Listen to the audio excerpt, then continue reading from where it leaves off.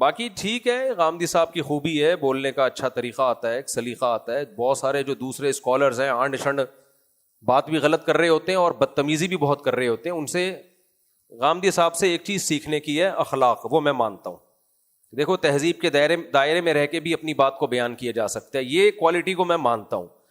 لیکن یہ نہیں ہو سکتا کہ آپ اتنی غلط باتیں کریں اور ہم اس کو قبول کر لیں. غامدی صاحب نے معراج کا بھی انکار کیا ہے اور کہا یہ خواب میں ہے، یہ خواب آیا تھا، یہ حقیقت میں جاگتی حالت میں نہیں ہوا تھا. قرآن کے الفاظ دیکھیں، سبحان الذی اسری بعبدہ، ہر عیب سے پاک ہے وہ ذات جو اپنے بندے کو لے گیا راتوں رات، لیلن رات کے حصے میں. یہاں تنوین جو عربی گرامر جانتے ہیں انہیں پتہ ہے یہ تقلیل کے لیے، رات کا تھوڑا سا حصہ.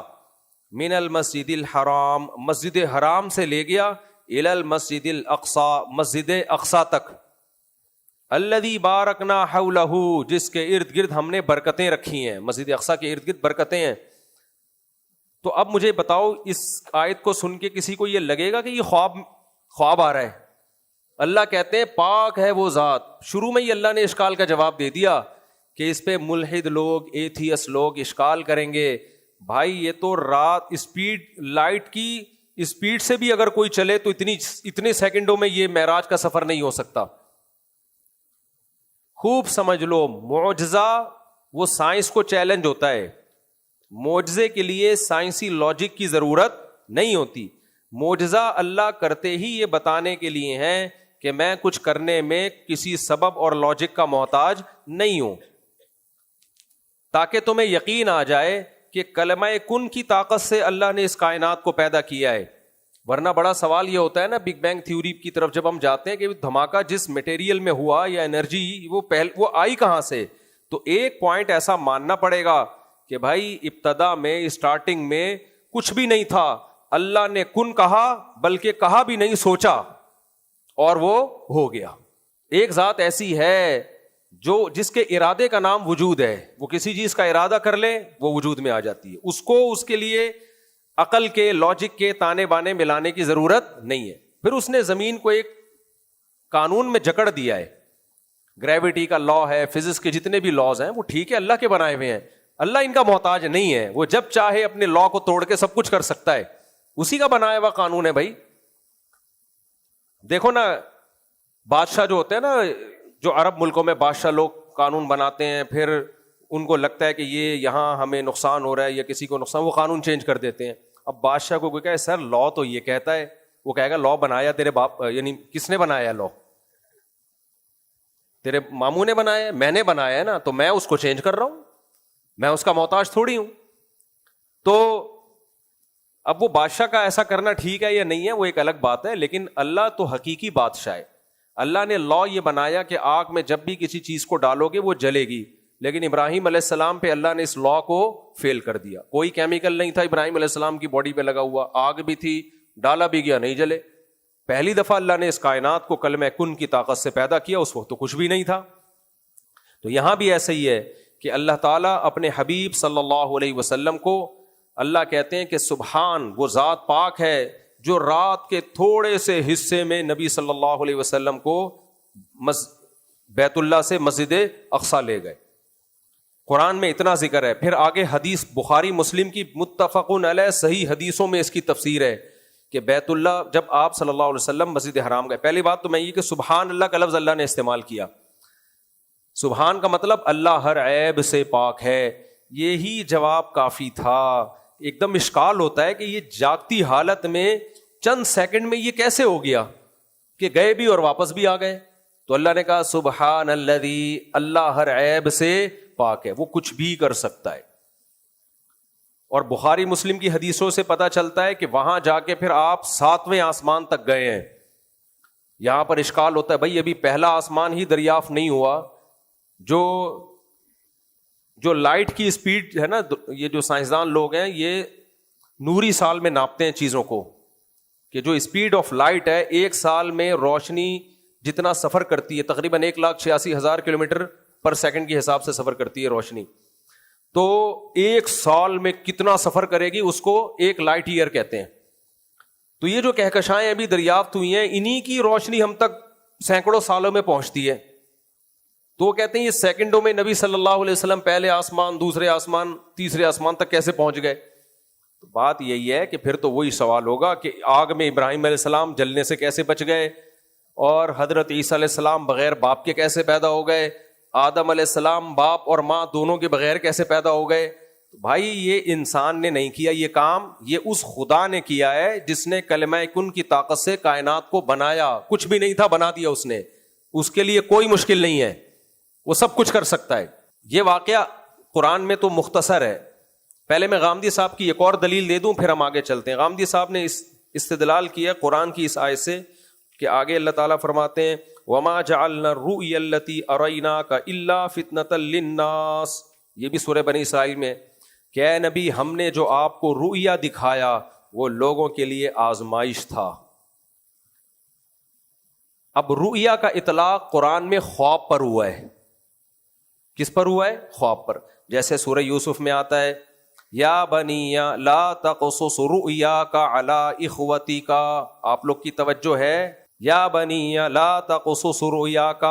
یعقوب علیہ السلام نے اپنے بیٹے سے کہا اے میرے بیٹے اپنا رؤیا بھائیوں کو مت سنانا. تمہیں جو خواب آئے نا کہ 11 ستارے سجدہ کر رہے ہیں، یہ اچھا خواب، یہ رؤیا اپنے بھائیوں کو مت بتانا. تو جناب غامدی صاحب نے کہا دیکھو بھائی رؤیا یہاں پر خواب کے معنی میں ہے. یوسف علیہ السلام نے جاگتی حالت میں تھوڑی دیکھا تھا کہ بھائی سجدہ کر رہے ہیں. تو وہی رؤیا کا لفظ قرآن نے یہاں بھی استعمال کیا کہ اے نبی ہم نے اس رؤیا کو لوگوں کے لیے آزمائش بنایا ہے. سمجھ میں آئی بات؟ تو یہاں بھی رؤیا کا لفظ. تو اب عام طبقہ جس نے قرآن کو صحیح طریقے سے پڑھا نہیں ہے وہ یہی کہتا ہے یار زبردست دلیل ہے. تو اس دلیل کا جواب خوب اچھی طرح سمجھیں. رؤیا کا لفظی معنی خواب نہیں ہے. رؤیا رؤیت سے نکلا ہے. آپ نے دیکھا ہوگا نا رؤیت ہلال کمیٹی. رؤیت کس سے؟ رآ یرآ کا معنی ہوتا ہے دیکھنا. رؤیا وہ چیز جس کو دیکھا جائے، جسے انگلش میں سین کہتے ہیں، اردو میں منظر کہتے ہیں. کہتے ہیں نا کیا سین ہے یار، کیا منظر ہے، کیا نظارہ ہے. رؤیا کے لفظی ترجمہ کہیں بھی خواب نہیں بنتا، منظر کو کہتے ہیں. ہاں منظر کا اطلاق کبھی جاگتی حال میں کچھ چیزوں کو دیکھتے ہیں اس پر بھی ہوتا ہے، اور کبھی خواب میں بھی سین نظر آتے ہیں، کبھی خواب میں بھی نظر آتے ہیں. تو یوسف علیہ السلام نے تو بتایا تھا انی رأیت فی المنام، ابا میں نے سوتے میں دیکھا ہے کہ 11 ستارے سجدہ کر رہے ہیں. تو ابا نے کہا یہ سین جو تم نے دیکھا ہے یہ دیکھا تو خواب میں ہی تھا نا. تو منظر کو کہتے ہیں رؤیا بمعنی المرئی. جو عربی صرف نحو جانتے ہیں ان کو پتا ہے المرئی وہ چیز جو دیکھی جائے اس کو رؤیا کہا جاتا ہے. تو وہ کبھی خواب میں، یعنی خواب پر بھی اطلاق ہوتا ہے لیکن جاگتی حالت پر بھی اطلاق ہوتا ہے. اب یہاں خواب مراد ہے یا جاگتی حالت مراد ہے؟ یہ بھی تو ممکن ہے بھائی یہاں بھی خواب مراد ہو، کیونکہ اللہ کہہ رہا ہے اے نبی ہم نے جو آپ کو رؤیا دکھایا جو معراج کا وہ لوگوں کے لیے فتنہ ہے، آزمائش ہے. تو اس پہ 2 واضح قرینے موجود ہیں، بلکہ 3 واضح قرینے جس سے صاف پتہ چلتا ہے کہ یہ خواب نہیں ہے، جاگتی حالت ہے. پہلا قرینہ سورہ بنی اسرائیل کی پہلی آیت. اللہ کہتے ہیں سبحان الذی، اللہ ہر عیب سے پاک ہے. اللہ نے اپنی تعریفیں اسی وجہ سے کی کہ اگر یہ خواب ہوتا تو پھر یہ کوئی بڑی بات نہیں. خواب تو کیا کیا آ جاتے ہیں لوگوں کو. تو اللہ کہتے ہیں وہ اللہ عیب سے پاک ہے. کیونکہ تمہیں لگے گا کہ اللہ کیسے لے گیا، کیسے اللہ نے یہ سب کچھ دکھا دیا. تو اللہ کہتے ہیں بھائی وہ اللہ ہے، وہ ہر عیب سے پاک. پہلا قرینہ. دوسرا صاف قرآن میں ہے سبحان الذی اسری بعبدہ، اللہ تعالیٰ اپنے بندے کو لے گیا. منامن نہیں ہے سوتے میں، بلکہ لیلن رات میں لے گیا. رات میں پوری باڈی اللہ لے گیا. بعبدہ، عبد بندے کو لے گیا اللہ تعالیٰ. اس میں کہاں اللہ نے کہا کہ میں خواب میں لے گیا؟ ہم جب کسی کو کہتے ہیں فلاں بندے کو لے کے آ، تو خواب میں لاتا ہے یا اس وقت پڑھ کے لاتا ہے؟ ایسا جو صاحب پولیس والے سے کہیں مجھے فلاں بندہ چاہیے، ٹھیک ہے سر میں عملیات کر رہا ہوں، خواب میں آپ کے سامنے آ جائے گا. تو ایسا جو کیا کہے گا؟ ابے میں تجھے کہہ رہا ہوں بندہ لے کر آ. وہ بندہ فلاں کو وہاں لے گیا، وہ اس کو وہاں لے گیا، وہ اس کو وہاں لے گیا، اس نے یہ کیا، اس نے یہ کیا. سب جاگتی حالت کی بات ہو رہی ہوتی ہے. جب تک خواب کا صراحتاً ذکر نہیں ہوگا تو آپ کیوں اس کو خواب پہ محمول کر رہے ہو. تو اللہ نے پہلے اپنی تعریف کی, سبحان الذی, پاک ہے وہ عیب سے, وہ سب کچھ کر سکتا ہے, لہذا اس کا انکار مت کرنا. پھر بعبدہ لیلاً, رات میں لے گیا, یہ نہیں کہا خواب میں لے گیا. من المسجد الحرام الی المسجد الاقصی, 2 قرینے ہو گئے. پھر تیسرا قرینہ کیا؟ اللہ تعالیٰ قرآن میں فرماتے ہیں وما جعلنا الرؤیا التي اریناک الا فتنۃ للناس, اے نبی ہم نے یہ جو آپ کو منظر دکھایا یہ لوگوں کے لیے فتنہ ہے. فتنے کا کیا مطلب؟ آزمائش ہے. کچھ لوگ جن کا خدا پر پورا ایمان نہیں ہے وہ نہیں مانیں گے اس کو, کہیں گے اٹ ازنٹ پاسبل, تبھی تو فتنہ بنے گا نا. یہ اگر یہ خواب ہوتا تو آزمائش تھوڑی ہوتی. مشرکین کہتے یار ہمیں بھی بہت سے خواب آتے رہتے ہیں, آپ کو بھی آ گیا کہ تو کیا ہو گیا, آپ کو بھی خواب آ گیا تو کیا ہو گیا بھائی, آ جاتے ہیں خواب میں, کیا کچھ آ جاتا ہے, تو آپ کو بھی آ گیا. تو فتنے کا مطلب ہی یہی ہے, آزمائش ہے کہ کچھ مانیں گے اور کچھ انکار کر دیں گے اس کا. اور آگے وَالشَّجَرَةَ الْمَلْعُونَةَ فِي الْقُرْآنِ, قرآن کہہ رہا ہے یہ بھی جو آپ کو ہم نے منظر دکھایا آزمائش, اور وہ درخت بھی آزمائش بنایا لوگوں کے لیے جو ملعون درخت ہے جس کو زقوم کہا جاتا ہے. قرآن میں جب اللہ نے یہ بتایا نا کہ جہنم میں ایک درخت ہے کڑوا زقوم, تو مشرکین نے کہا جہنم میں درخت کیسے اگ گیا, آگ اور درخت جمع نہیں ہو سکتے. تو اللہ نے فرمایا کہ ہم نے اس کی جڑیں جہنم کی تہ میں بنائی ہیں اور وہ آگ میں ہی اگا ہے وہ. تو اللہ نے کہا کہ میں نے وہ درخت پیدا کیا, اس کو بھی میں نے لوگوں کے لیے فتنہ بنا دیا.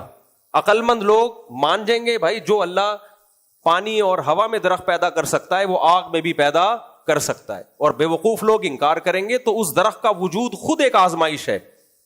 تو اللہ نے اس درخت کو اور نبی کی معراج کو ایک ساتھ ذکر کیا, یہ بتانے کے لیے کہ دونوں عقل سے بالا تر ہیں, دونوں سائنس کو چیلنج کرتے ہیں. تو اگر یہ خواب میں ہوتے تو سائنس کو چیلنج کیوں کر رہے ہوتے بھائی؟ اور مشرکین آپ سے اتنے سوالات کیوں پوچھ رہے ہوتے کہ وہ ذرا مسجد اقصیٰ کا نقشہ بتائیں کیسا ہے اور کیا کیا ہوا, یہ سب بتائیں آپ. تو ان سے روز روشن کی طرح یہ بات واضح ہو جاتی ہے کہ نبی صلی اللہ علیہ وسلم کو جو معراج ہوئی ہے وہ جسم کے ساتھ ہوئی ہے, وہ خواب میں نہیں ہوئی ہے. اور اللہ نے اپنے حبیب صلی اللہ علیہ وسلم کو بہت کچھ دکھایا.